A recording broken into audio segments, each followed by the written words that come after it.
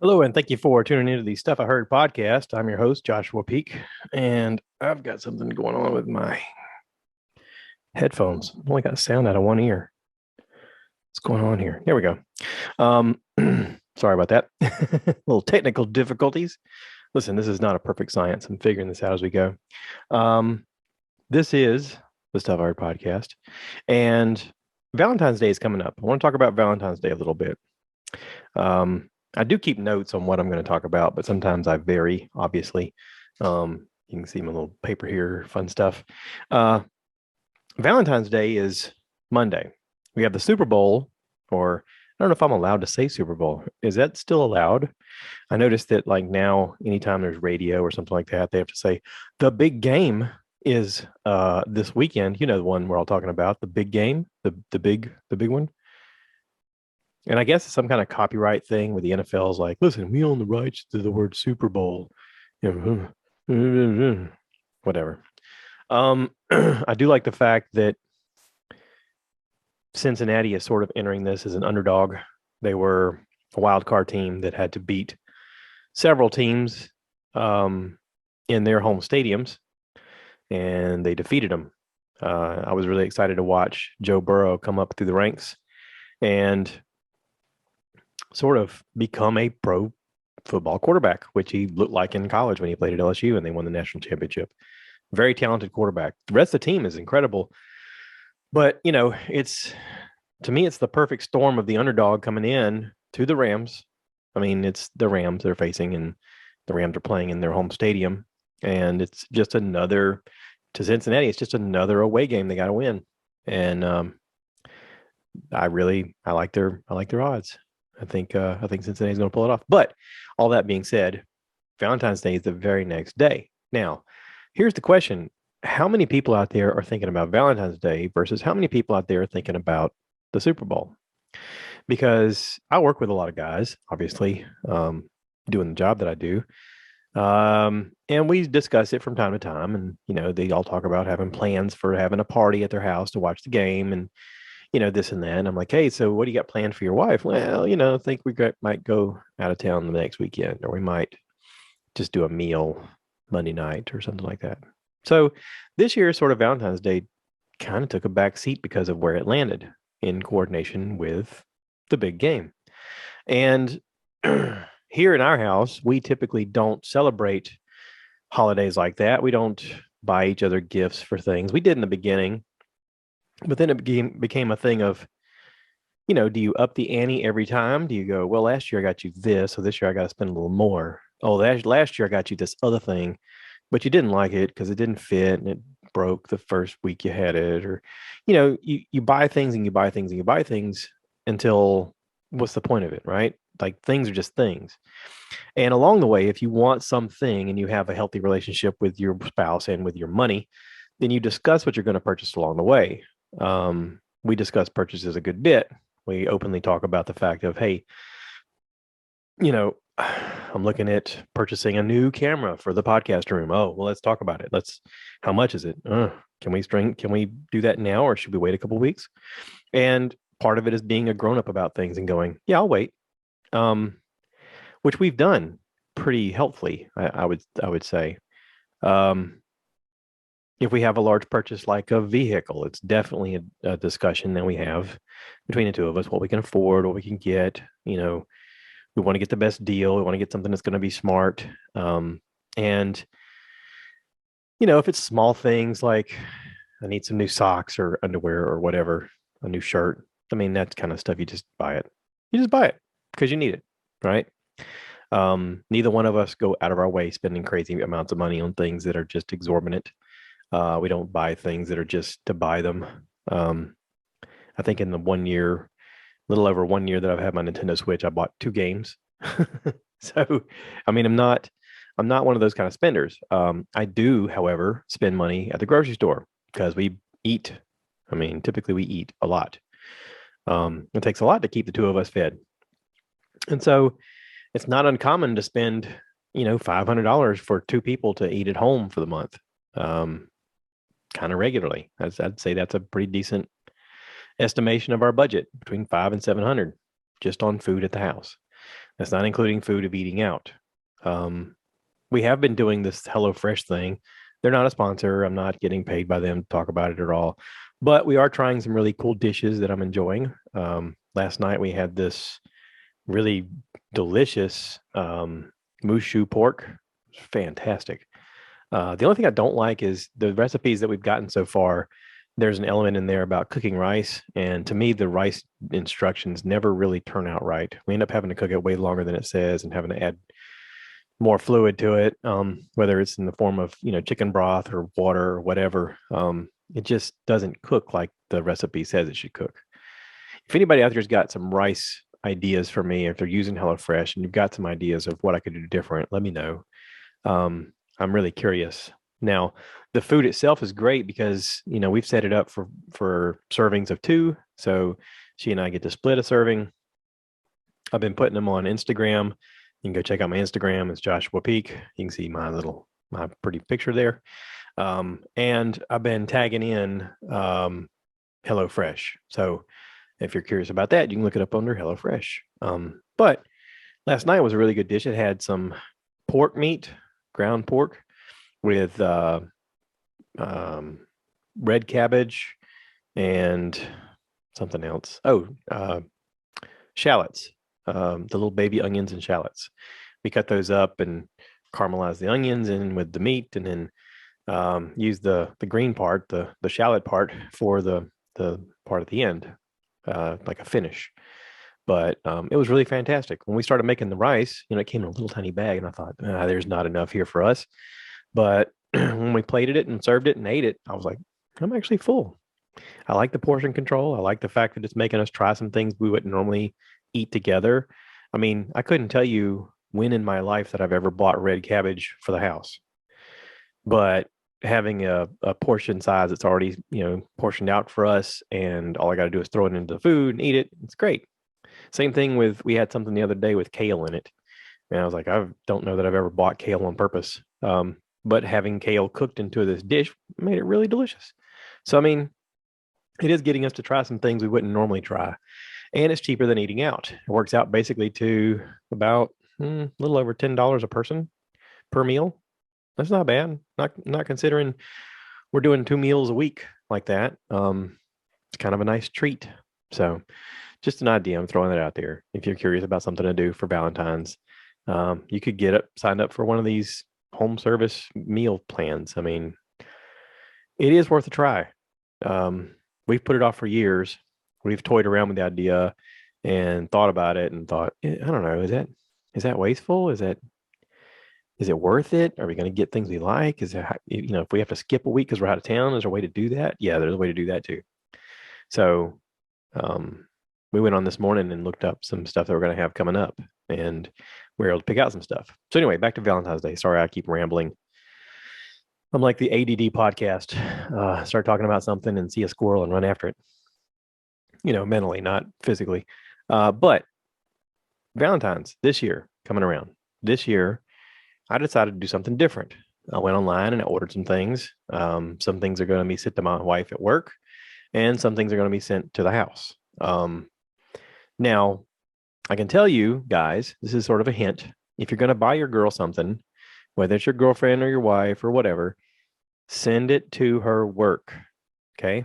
You send it to the house, you and her get to look at it. Ooh, thanks, honey. Kiss, kiss, kiss. Send it to her work. It works out really good if it's a Monday, like this weekend. This year, it's on a Monday.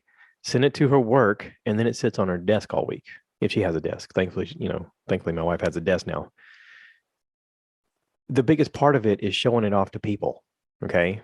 I don't know if anybody realizes that, but it's nice. Listen, I can only imagine that as a girl, it's nice to once in a while get flowers.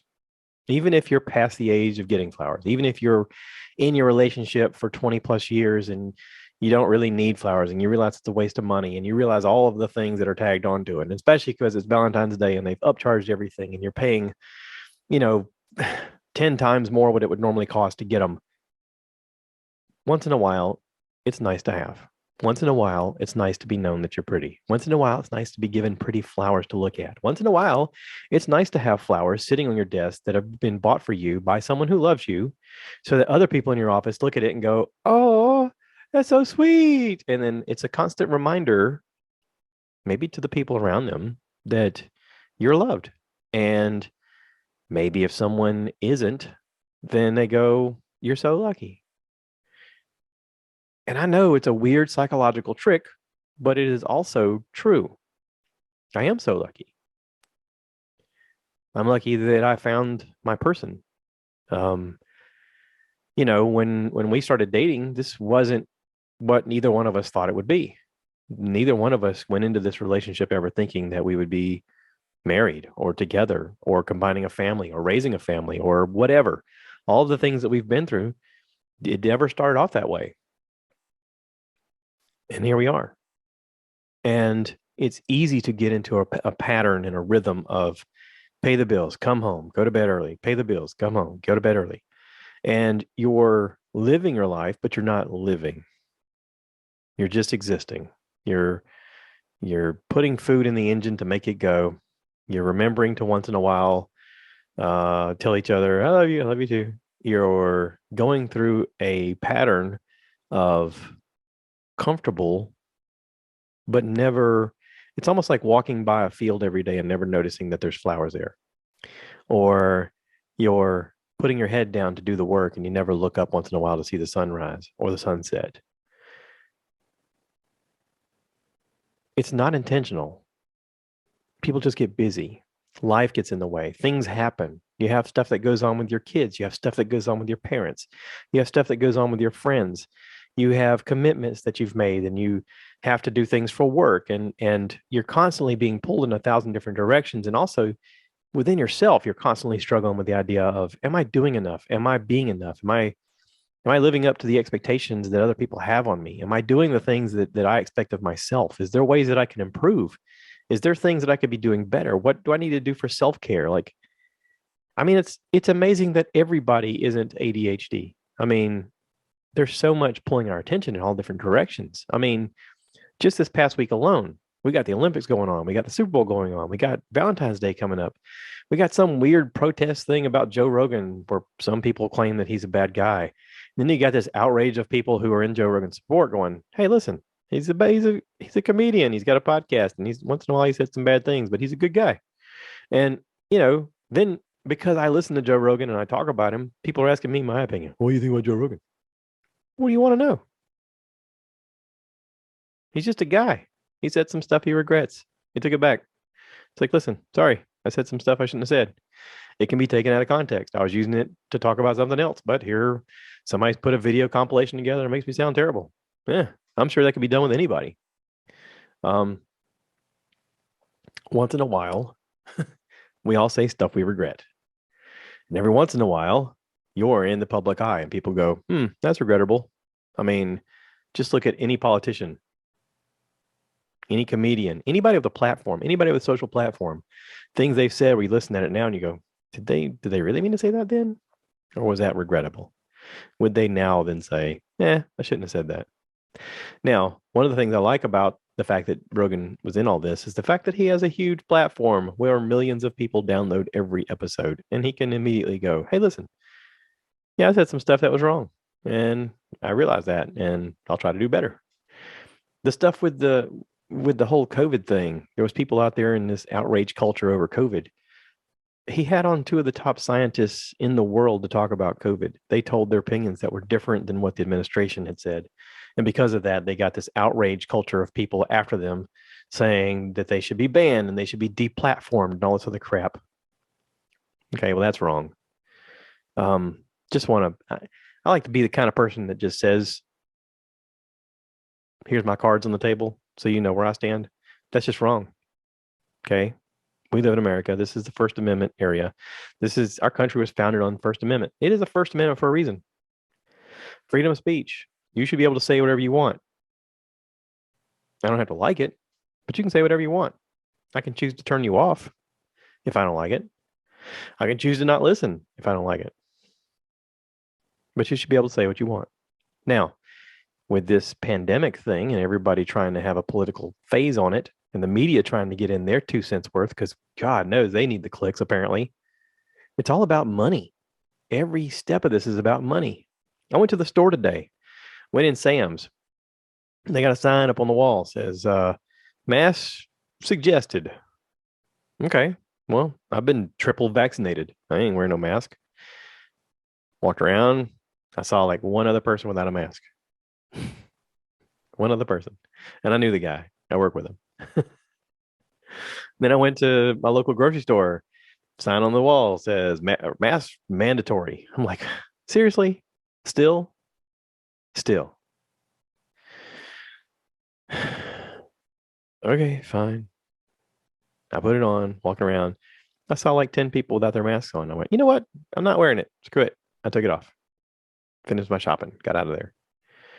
I just want things to go back to normal. I know that sounds very insensitive to somebody who may be struggling with this kind of stuff, but it's just the flu at this point. Come on.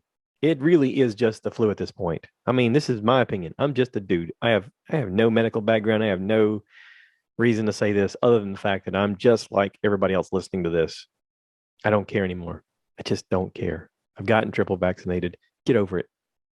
Okay. I hated getting the flu vaccine. Why? Because every time I got the flu vaccine, I would get the flu. You know how many other times I got the flu? Never. Never. I never got the flu. I'm pretty healthy, other than getting baling wire in my eyeball. I don't get sick much. But here it is.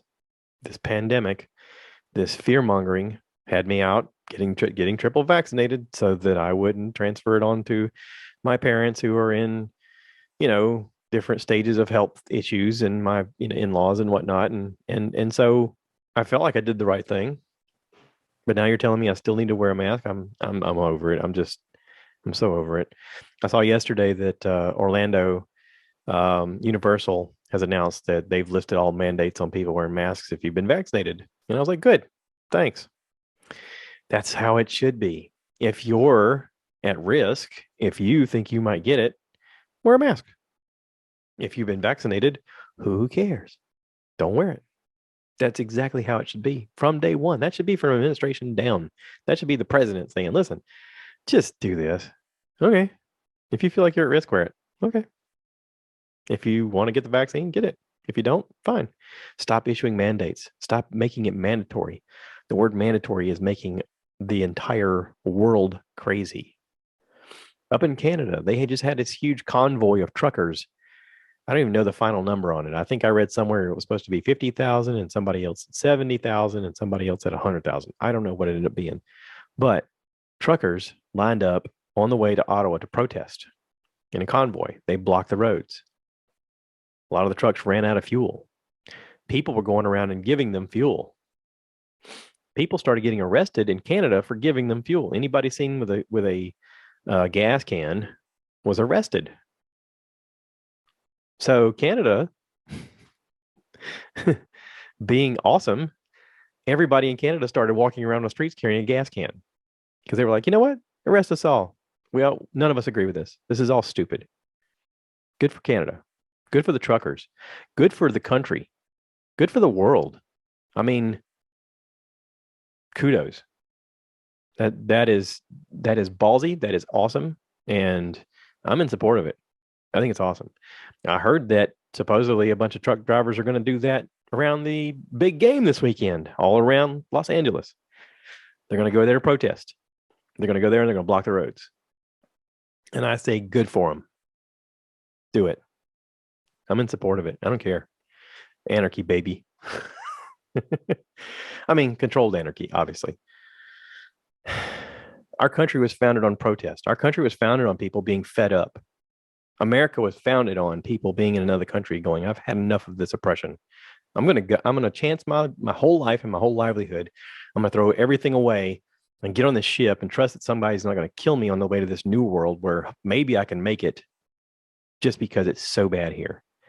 And because of that, they established this country. They came here in droves and they wanted to build a better life. And it didn't always work out for them. But our founding fathers decided, you know what? This is the backbone of what this country is. And so I'm in support of free speech, and I'm in support of the Second Amendment, and I'm in support of the truckers in Canada and all the people who support them. And if anybody wants to do it around Los Angeles, I'm in support of you too. I'm just saying that right now. I don't care. I'm in support of you. I think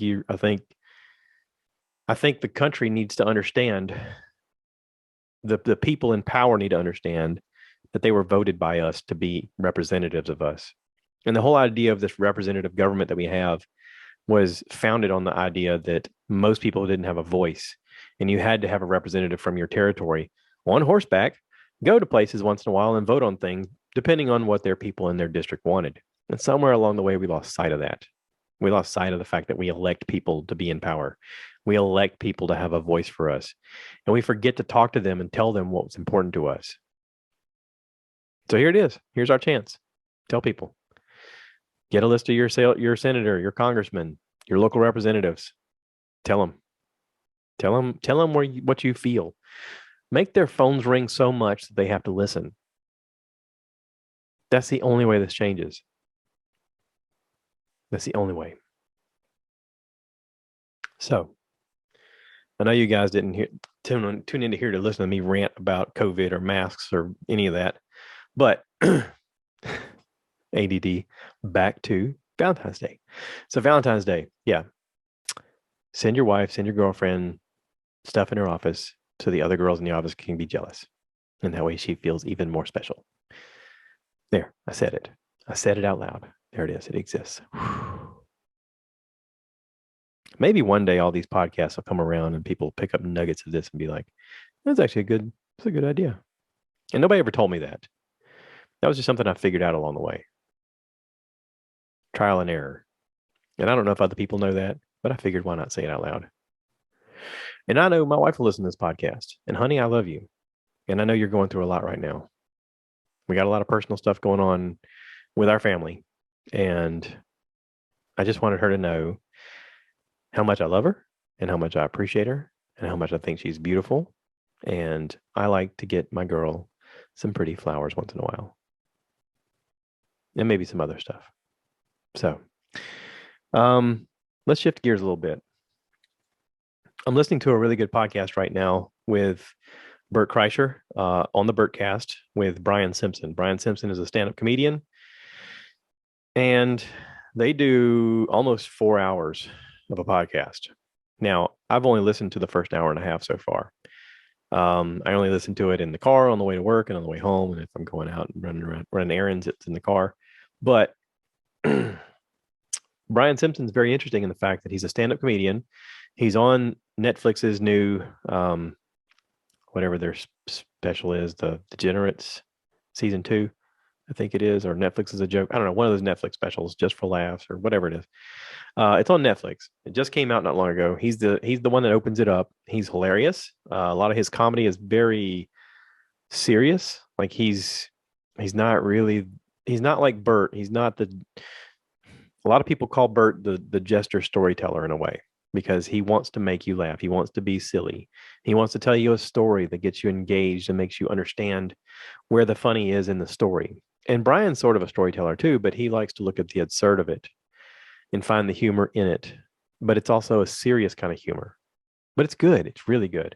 But fascinating guy. He talks about growing up in foster care and living with, 7 or 8 sets of parents along the way. And, when he got out, when he graduated high school, they thought he had ADD, so they gave him Ritalin for a while. He never quite reached his potential of what he could do because he just wasn't interested in school. Went into the Marine Corps. He talks about a little bit of that experience. Talks about being homeless for a while when he got out of the Marine Corps, and how he's sort of making his journey into being a stand-up comedian. And the homeless part of it was very interesting, because it made me realize how fragile a lot of people are in their situations. If they don't look at their money as an opportunity, or they don't have access to earn money, then it becomes one of these obstacles that you never see. Bert makes a comment during it that his wife, Leanne, grew up poor and thus has a mentality of someone who is poor, whereas he grew up with a little bit of money, but he never saw himself as poor. He saw himself at times as broke, which is different. When you're broke, you always think it'll work out. We'll find money. It'll just happen. Things will happen. And when you're poor, you go, oh, there's no hope. There's only survival at this point. Like you have the lowest level of survival in mind at all times. And I think that my wife and I both have poor in our DNA.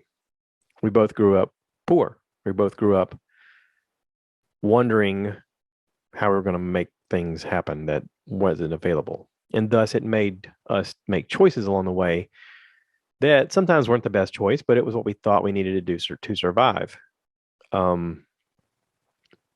Since we built a life together, I think at times we enjoy the fact that we've made some smart choices along the way and that we both work. And I'll be honest, if we didn't both work, we would not be in the situation. If it was just one of us working, like if I was the main one working, I would have a different job. I would have a different, I'd probably still work where I'm working, but I'd have a different job where I make more money. But I'd also work myself to death because that's my mentality. My mentality is put your head down, do whatever you got to do, and take care of your responsibilities because that's what was given to me as an example of the people that I admired. The people I grew up emulating is those people. Now, during that, I probably wouldn't be happy. I'd be happy in knowing that I was taking care of my family, but I'd be miserable otherwise. And because my wife works, because she's able to work and can make a good living, she's able to exercise a few things that she has in her DNA because her DNA is very similar. She has a take over the world sort of mentality. Here's an obstacle. I'm going to overcome it. And she needs obstacles to overcome. I need obstacles to overcome. I don't want to say I do, but I do. None of us really, I guess, want to admit that part. But we need a little bit of struggle in our life to feel like we have accomplished something so that when you do accomplish it, you feel like you've earned your reward. If you get things given to you, you don't feel like you earn it as much. But the older I get, I mean, I'll be honest, my body is getting older. I'm feeling age. I'm feeling the deterioration of the years. I'm feeling the parts where I go, maybe I need to do something different. Maybe my ability is leaving me. And I do like the fact that my wife is working, and I do like the fact that together we earn a good living. And I do like the fact that because of that, we are afforded the opportunities to enjoy life a bit. We're afforded the opportunity to have hobbies or to go on vacations like we want and to pick really cool places to do things and really interesting things to do. And all of it comes to the fact that together we make a good living. We earn well. But we suffer for it, man. Whew, boy, I tell you, there's a lot of suffering involved. So, if once in a while we can deserve or we can earn the fact to go out to a good meal or go on a good vacation or get a couples massage, somewhere exotic, then it's like let's do the thing. So, yeah, I feel lucky. I feel lucky and hearing Brian's description of what life was like on the streets, um I'm thankful that I haven't had to do that, and I hope that I never have to. Um, it's a very good podcast. I recommend checking it out. If for nothing else, then you get to hear somebody's perspective of a life that you didn't live. Maybe it gives you an appreciation for what you have, which is what I got out of it. It made me appreciate what I have. Um, all right, so I watched a couple things on television that I want to talk about, and some of you may be into it or not. I don't know if it was couple years ago. There was a show on Netflix called Raising Dion, and I talked about it on here. It was a little kid, a little black kid that got superpowers, and he was like 6 or 7 at the time. And it was an interesting idea of a mom who's just a regular mom raising her kid, and one day he starts having powers. And it all throws into this idea of superpowers and what does it mean, and you know, what do we get out of that kind of show? It's that fantasy idea of what if I could do anything? And here you have a kid who is mostly emotional because he's a kid. He doesn't understand how the way the world works and not really thinking things through, but suddenly has some type of abilities. What would you do? It's an interesting premise. And I thought the first season was really good. The second season came out this week, and I there were parts of it I liked, but overall, I thought the second season was sort of. It's almost like they didn't know they were going to be successful with this first episode, and so they wrote the second episode with a bunch of people sitting around a room going, "Okay, so that was a hit. You guys got any other ideas? We got to write more stuff." And so they brought back some of the same cast from the first season, most of the same cast from the first season. Um, but the story it just wasn't good. I mean, I know what they're trying to do with the show, but to me, it was written with too much of a. It was written too much like a Lifetime movie show, like it was only women writing in the room. And I know that women can write. I know that there's a lot of talented female writers out there of TV shows, but this show was way heavy on the female writing to the point that it was almost like watching something on the Hallmark Channel. Um, there were a few superhero moments in it where the special effects were pretty cool. I mean, obviously, the first season was such a hit that Netflix threw more money at this second season so they could do more special effects. But this was more like a Hallmark show. It's more feelings, it was more emotions, more girl power, more women in charge of everything, and let's talk about how we feel about it. And listen, there's a part for that's necessary in a lot of things. Okay, we do live in a world where you got to have a male and female voice of things, but it's almost like this show, this whole second season, they didn't have one writer that was a dude in the room.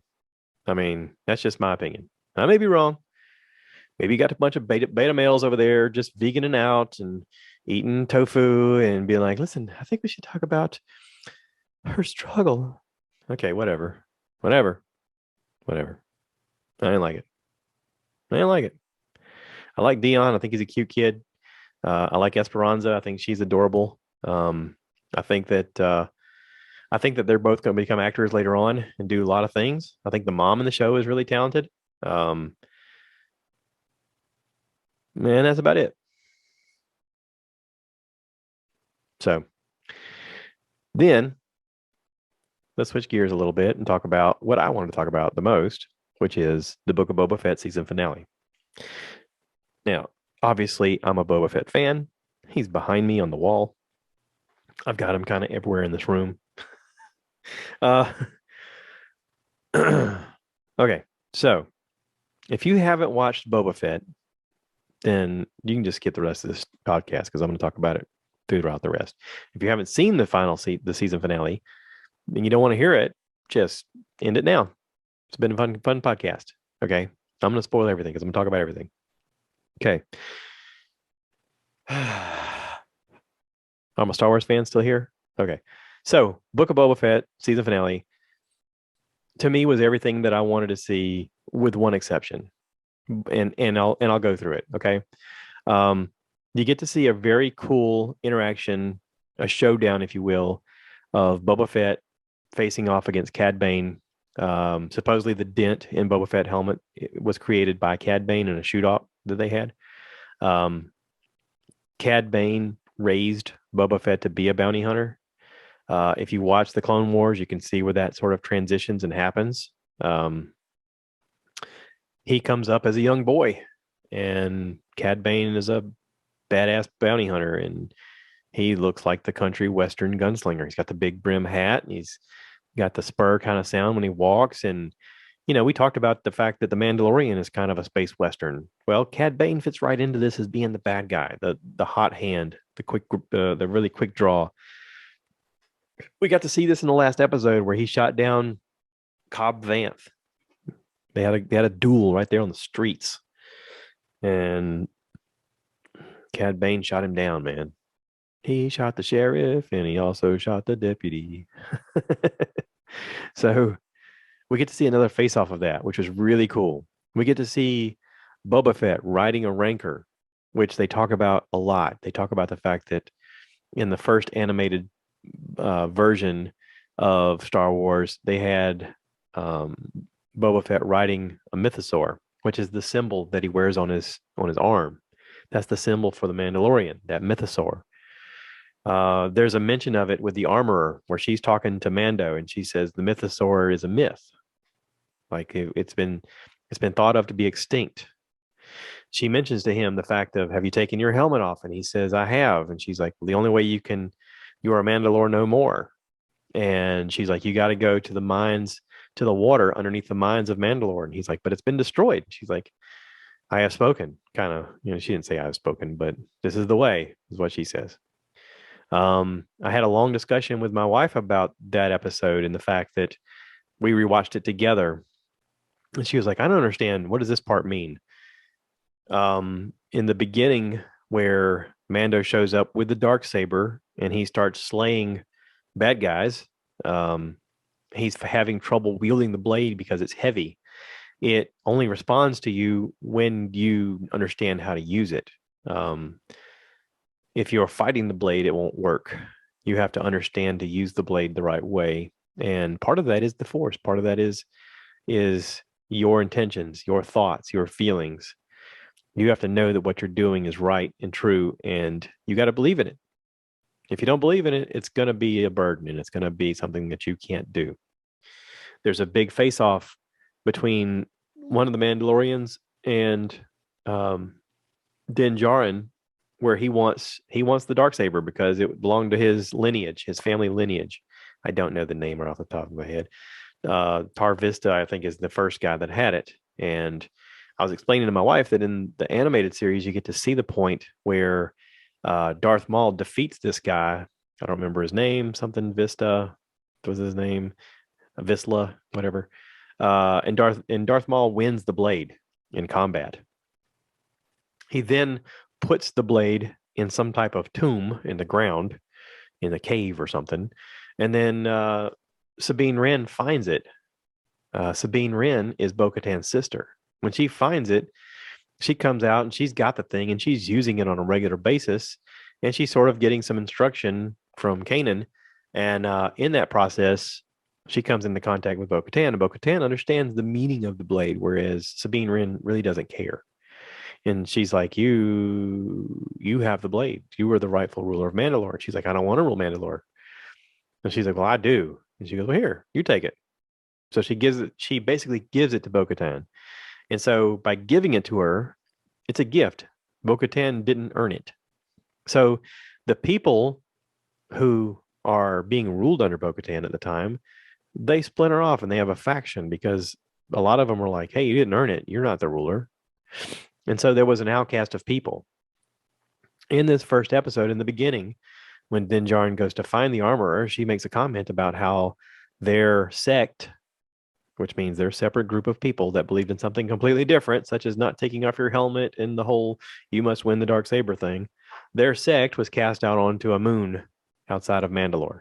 And that was the only way they survived. That same sect is the sect that saved Din Djarin when he was a boy and raised him to be a Mandalore under their system. That sect could be looked at like having a religious off break. Like, let's say that you're, the whole time you're believing in one thing, and all of a sudden someone goes, "Hey, I don't agree with that," and then they offshoot and start a different religion, and you may wear the same little funny cloak and hat and whatever, but you believe in something a little bit different. That's kind of what that is. If you notice, the armor is wearing horns on her helmet. There's a lot of people that speculate that she's going to turn out to be a bad guy. It's possible. It could be that Bo-Katan is the bad guy. We're going to see a lot of this dialogue and discussion in season 3 of Mandalorian. There is a rightful lineage of whoever created this Darksaber, Tar Vizsla. He was a Jedi and a Mandalorian, and he was the one who created this blade and wielded it. And when he passed away, it was, I guess, given to his next in line of lineage. So there's the question, okay, does it go to the next bloodkin or does it go to the next person who wins it in battle? And that in itself could create its own sect. So you got people at war. The planet of Mandalore is devastated due to civil war. They live inside of this giant dome type thing. Whenever Moff Gideon was in power, he had the place leveled. As they say, the something of 1,000 tears, the death of 1,000 tears, or the sound of 1,000 tears, where basically the whole planet was bombed into glass. And what that means is there's enough damage done that everything on the planet is turned into such fine dust that it looks like glass. That much bombing. That's a lot of bombing. Supposedly he killed millions of Mandalorians. Now, the fact that Din Djarin won the Dark Blade from Moff Gideon, you go, okay, well, how did Moff Gideon get it? We haven't seen that part. That part still hasn't been shown. Okay. Bo-Katan had it. You see Moff Gideon with it now. That's the missing part we don't know yet. But it's still not going to matter. The fact that she was given it doesn't mean it really doesn't belong to her in anybody's sight. If you go with the fact that it technically belonged to Darth Maul because he won it in combat, then you go, okay, well, who defeated Darth Maul in combat? Well, the first person who defeated him would have been Obi-Wan Kenobi, right? We saw that. It defeated him, cut him in half, went down the little shaft. When you go, well, wait a second, he wasn't completely dead. The Night Sisters brought him back and they made him those metal legs. Yeah, okay. So who beat him next? Ahsoka. We see that at the end of Clone Wars. She defeats him. And you go, well, yeah, but she didn't kill him. All right, fair enough. So who ultimately kills him? Obi-Wan. So Obi-Wan, if you go by that ruling, is the rightful heir of the Darksaber. Does Obi-Wan want the Darksaber? No, he doesn't care. He's got his own lightsaber. Does he need a Darksaber and a lightsaber? Come on. Come on. So the question is, where does it go? Because we don't see it in any of the Star Wars stuff that we see going forward, right? In the timeline. Where does it go? Where is Grogu? See, that's the other part of this. We get to see Grogu come back. Grogu makes a decision. He chooses to wear the Beskar armor that Mando made from him from the Beskar spear. He chooses. Luke tells him, he says, you got to choose. If you choose this or you choose that, it's up to you. Which is interesting because Luke was given the same sort of choice with Yoda. Whenever Luke was training to be a Jedi in Empire Strikes Back, he's like, I must go to them. Because he reached out and he could tell his friends were in trouble. He's like, I must go to them. And he's like, you can't. It's an attachment. If you go towards it, it's going to lead you to the dark side. And he was like, I must do it. So even Luke chose to follow his heart. Even while Luke is sitting here presenting the armor or Yoda's lightsaber, saying, you must choose. He's giving him a choice and he's trusting his instincts that he's right. And he may be right overall. But obviously Grogu chooses the armor. Now, it doesn't mean that he's not still a Jedi, because we get to see that in the episode. He gets to use his force jump. He gets to use his ability to crush metal things. He crushes the robot. He raises up one of the robots, lifts it up off the ground whenever it's trying to attack Mando. He also uses the taming wild beasts thing. Whenever the Rancor gets out of control, he gets it to settle down and actually fall asleep. And he's this little guy, but he's also 50. Okay. So what does that mean? Well, at 50, he would be about the same age as Anakin, which in this timeline, Anakin's turned into Darth Vader and ruled the universe and has perished. But he's possibly at that level of Jedi, but has just chose to hide it for a lot of years. There's a point where Luke is training him, and Ahsoka asks him, she says, "How's it going?" And he says, "I feel like I'm not teaching him. I feel as though I'm helping him remember." And that raises all sorts of opportunities. So let's talk about the one part of the whole thing that I really was disappointed in.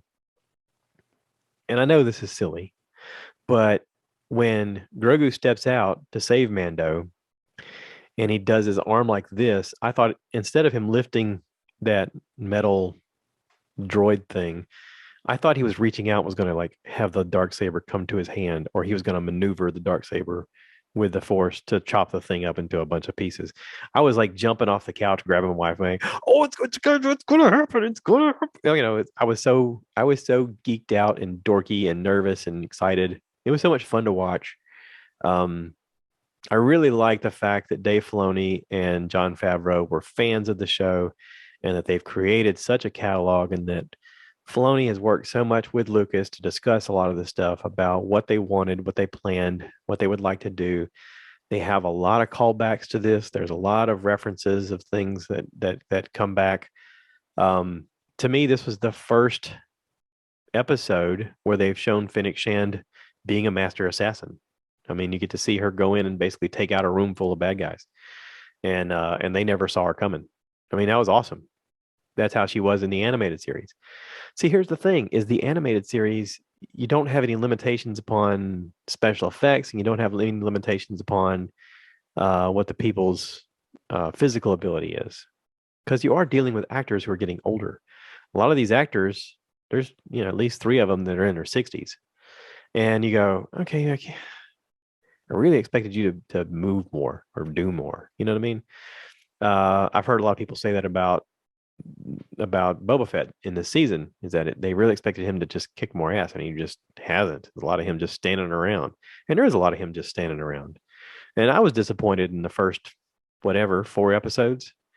But the final 3 episodes, I mean, it turned more towards the Mandalorian and watching Din Djarin go through his process, and I was excited to watch him go through all this, and you get to see more of the story. You get to see it develop more. And when he came back to help Boba Fett, it was more meaningful. Um, it is Boba Fett's story. All of it comes back around. Even the part of him living with the Tuskens that comes back around with Cobb Vanth, or with Cad Bane. I mean, you get to see him call him out, and he uses that stick to whip his ass in the end and kill him. And there's a lot of people like, okay, so is Cad Bane dead now? It looks like it. He stabbed him in the chest with that thing, and looks like he's dead. I don't think you walk away from that. Whereas we know that Cobb Vanth is coming back because you get to see him after the credits roll. In the last episode, the credits roll, and Cobb Vanth is in the Bantha tank healing. I don't know what the Bantha tank is, but I think I need one of those. If it makes you get younger and look better, and suddenly you're spry again after being beaten up and tore down, I think I need one of those. I think we could all use one of those. It'd be cool if like just one of our friends had one, and we could all go over and hang out for the weekend and just lay there and dream about whatever and wake up and be healed. But anyway, I digress. So let's see. I wrote my notes down. Let me see if I missed anything I wanted to touch on. Beep beep beep beep beep beep beep beep beep beep beep beep beep beep. Nope, that was it. That was it. Thank you to everybody who listens. Thank you to everybody who subscribes. Thank you to everybody who tells me they like the podcast. I appreciate it. It does help. There are times when I do these and I go, is anybody watching? Is anybody listening? It is kind of cool when I see the analytics. I look at that once in a while, and it says, this past week, you've had 200 unique listeners. And I'm like, 200 unique listeners? Wow, cool. That's neat. I'm hoping people like it. I'm hoping people stick around. It's kind of the goal. I'd like to do this with more people, but it's been quiet lately. People have been busy. I get it. We're all busy, right? We just need more stuff to do. That's all we need. So anyway, I do have tickets to go see Bert Kreischer in Macon, Georgia. Thank you to Greg Steele. If you guys are anywhere around Albany, check out 95 Band, Albany, Georgia, and all your social media platforms. You get to see what they're playing. Pretty fun band. We're gonna go see Bert Kreischer in Macon, Georgia. Excuse me, Macon, Georgia, next weekend, and I'm really excited about it. Is it next weekend? 2 weekends. 2 weekends. 2 weekends. 2 weeks. 2 weeks away. Dos weekos. That's not a thing. I just made that up. But yeah, if you get the opportunity to see Bert in concert, go see him perform. Great comedian, great storyteller. Fantastic. Just a fantastic night. Go with friends. You're going to have a good time. Trust me. All right. I'm going to wrap this up. Thank you to everybody who listens, subscribes, all that fun stuff. Please remember to rate, review, subscribe this podcast. It does help us grow. It does help us do more things. And hopefully one day I'll never be as big as Joe Rogan, but maybe I'll have somewhat of an audience that will continue to grow and we can create community. So with that being said, I'm off. And cue the cow. So I want you guys to give me more likes. Give me more likes.